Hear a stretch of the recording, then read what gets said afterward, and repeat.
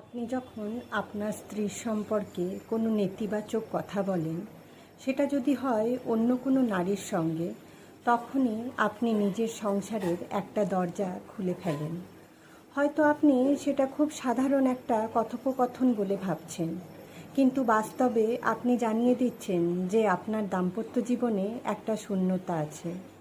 সেই নারী যাকে আপনি এই কথাগুলো বলছেন, সে কিন্তু চুপ করে বসে থাকে না। সে বুঝে ফেলে আপনার জীবনে একটা ফাঁকা জায়গা আছে, যেটা সে পূরণ করতে পারে।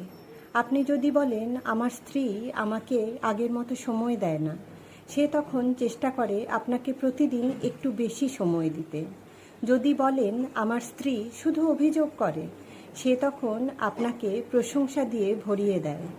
আপনি যদি বলেন, আমার ঘরে শান্তি নেই, সে হয়ে ওঠে আপনার নতুন শান্তির আশ্রয়।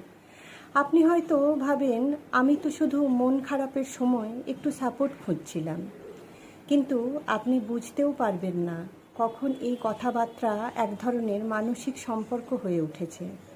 আর সেই সম্পর্ক অনেক সময় আপনাকে এমন এক জায়গায় নিয়ে যায় যেখান থেকে ফিরে আসা খুব কঠিন। পরকীয়া কোনো দিন হুট করে শুরু হয় না। এটা শুরু হয় একটু কথা, একটু অভিযোগ আর একটু সহানুভূতি দিয়ে।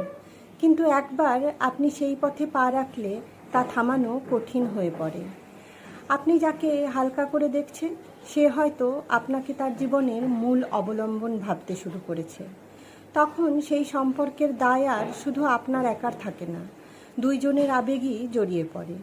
সত্যি বলতে কি, বেশিরভাগ মানুষ ইচ্ছে করে নিজের সংসার ভাঙে না, তারা শুধু একটুখানি দরজা খুলে দেয়, কিন্তু বুঝতে পারে না সেই ছোট্ট ফাঁক দিয়েই অশান্তি, অনৈতিকতা আর অনিশ্চয়তা ঢুকে পড়ে।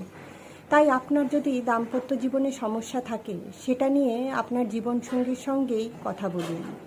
প্রয়োজনে কাউন্সিলরের সাহায্য নিন, কিন্তু সহকর্মী, পুরনো বন্ধু বা নতুন পরিচিত কারো কাছে গিয়ে মন খোলার চেষ্টা করবেন না, কারণ সেখান থেকেই আপনার ঘরের ভিত দুর্বল হতে শুরু করে। সব সম্পর্কেই ঝড় আসে, কিন্তু সেই ঝড় ঠেকাতে হলে দরজা বন্ধ রাখতে হয়, না হলে বাইরের হাওয়ায় একসময় পুরো ঘরটাই ভেঙে যায়।